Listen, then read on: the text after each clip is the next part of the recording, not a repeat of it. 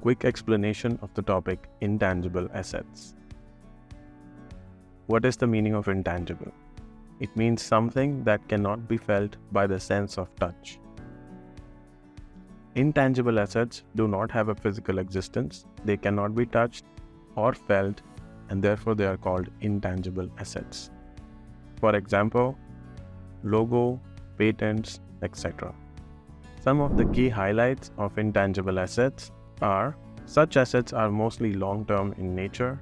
Often they have no or very little risk of destruction from natural incidents, accidents, etc.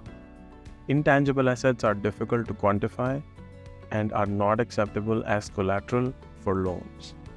Most common examples of intangible assets are logo, patent, license, trademark, copyright, brand name, goodwill, official websites and courses, and more.